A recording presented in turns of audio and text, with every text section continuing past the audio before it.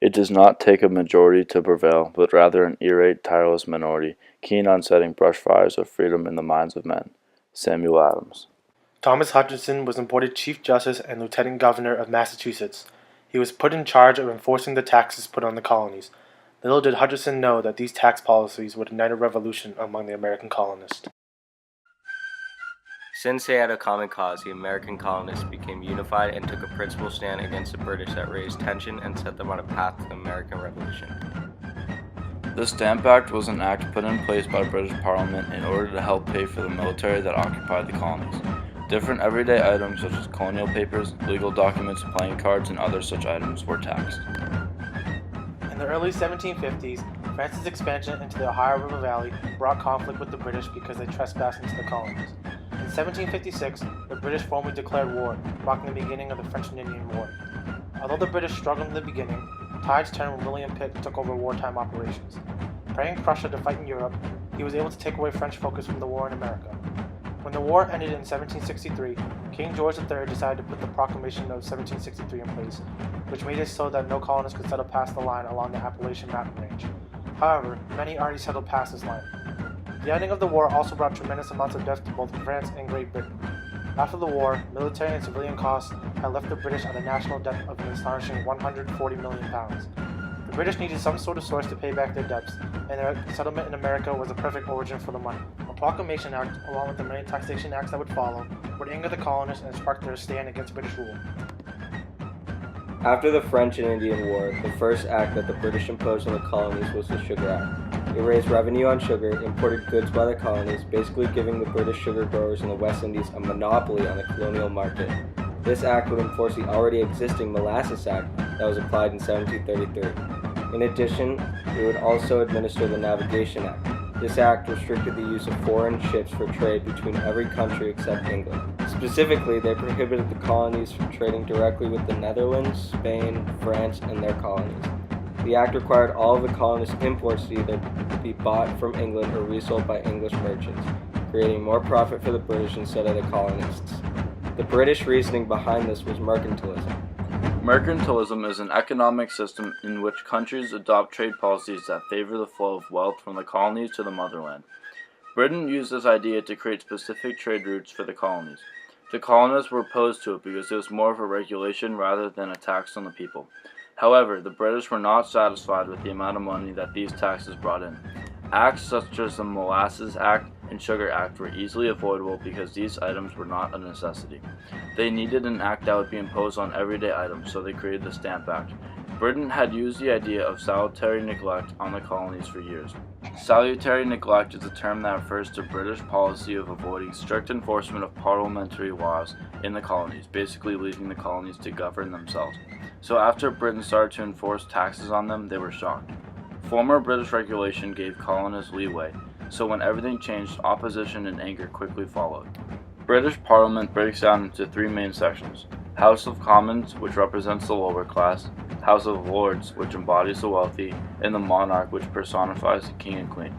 The purpose of Parliament is to oversee the actual government, debate and pass legislation, and regulate taxes. This is what made resistance hard because the colonies were completely controlled by Britain. However, the colonists' opposition against Parliament was valid because everyone in Britain had a place in Parliament, but no one in the colonies did. The Stamp Act was passed by British Parliament in March of 1765. The Stamp Act would cause the colonies to lose crucial trade routes with the French, Dutch, and West Indies. Not only was the tax a huge cost and burden to the people, but when it was not paid, the penalty was just as costly. Opposition against the Stamp Act was shown immediately in forms of violent mobs and angry protests. For example, the mobs burned an effigy of Andrew Oliver, a stamp distributor in the Massachusetts Bay. Colonists argued that not only did they not have the money because of previous acts, but also they had no representatives in British Parliament, so the British had no right to tax them. They were worried that eventually Parliament would be able to completely control them. Under these restrictions, a group called the Sons of Liberty was established to take a stand against the British. Led by people such as Samuel Adams, John Adams, and Paul Revere, this group became the organized base of the fight against the British. Many feared the Sons of Liberty because the tactics they used struck fear into many. For example, they used violence and threats to force Stamp Act enforcers to resign. Also, they provided a strategic model that other colonies mirrored in opposition of the Stamp Act. After months of protest, Britain finally repealed the Stamp Act in March of 1776. This can be attributed to the change of ministry, the influence of Parliament by several important men, the resistance of the colonists, and the protest of merchants and traders of England. George Grenville, the Prime Minister of the Ministry, played a large role in the many acts that were put on the colonists as he wanted to raise revenue in the colonies. Grenville was removed from power because of his relationship with King George III, as well as his fumbling of other matters during his time in the ministry. If Grenville was not removed from power, the repeal may have never occurred, as he strongly advocated for the enforcement of the act by any means. Many people, such as William Pitt, were able to influence Parliament. Pitt, a British war hero, argued for the repeal of the Stamp Act. He said, quote, "This kingdom has no right to lay a tax upon the colonies. They are the subjects of the kingdom, equally entitled with yourselves to all the natural rights of mankind and the peculiar privileges of Englishmen. The Americans are the sons, not the bastards of England." The protests of English merchants had a profound impact on the repeal of the Stamp Act. They were suffering from the lack of trade brought on by the colonial non-importation agreements. The act was basically anti-trade because it made British and colonial trade a burden. In addition, the persistent economic, violent, and political pressures also contributed to the repeal of the Stamp Act. Economically, colonists refused to cooperate with the acts such as the Navigation Act because it restricted their trade. What forced Britain to repeal was that English merchants were enraged because they lost profit from a lack of colonial traders. Violent pressures came from mobs and groups such as the Sons of Liberty. Their aggressive actions, such as the raiding of Governor Thomas Hutchinson's house for his support of Parliament and the Stamp Act, forced Britain's hand. Politically, groups such as the Stamp Act Congress worked to unify against British rule. This was important because each delegate in the Congress put aside their differences and fought for a mutual cause. They came up with a declaration of the rights and grievances of the colonists, which stated demands such as how Britain had no right to tax the colonies. Franklin said that, quote, "It has appeared to be the opinion of everyone that we could not be taxed in a parliament where we were not represented. But the payment of duties laid by Act of Parliament as regulations of commerce was never disputed."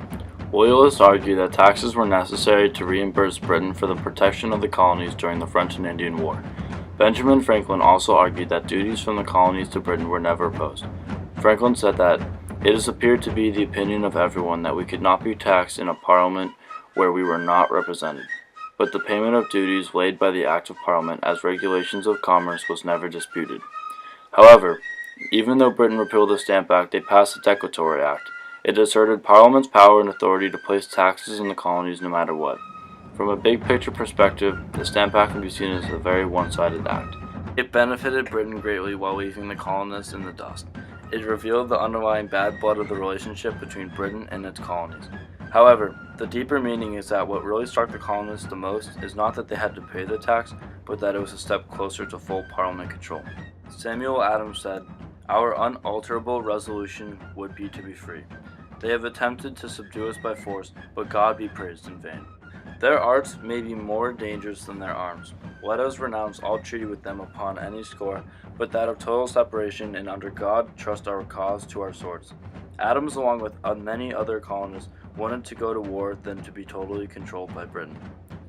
This showed that the relationship between the colonies and Britain was at a point of no return, and that there was no way that this dispute would end peacefully. Although the Stamp Act was repealed, the fight was far from over for the colonists. Britain still found ways to bind the colonies. Along with the Declaratory Act, Britain passed the Townshend, Tea, and Intolerable Acts. The Townshend Act would create duties when importing 72 different items between the colonies and Britain. The Tea Act made it so the colonies could only purchase their tea from the East India Company, meaning the colonies would lose ties with Europe and create more profit for Britain instead of themselves. Lastly, the Intolerable Acts included the Administration of Justice Act, the Massachusetts Government Act, and the Quartering Act. All of these acts just asserted Britain's power over the colonists even more than before, and was implemented in retaliation for the Boston Tea Party. Specifically, the Administration of Justice Act allowed British officials to be tried in England instead of the colonies, basically making them immune.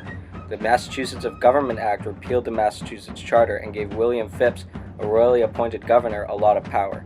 The Quartering Act forced colonists to house British soldiers. The repercussions of the colonists' actions against the Stamp Act created more problems for them, but it revealed a broken relationship between the colonies and the motherland.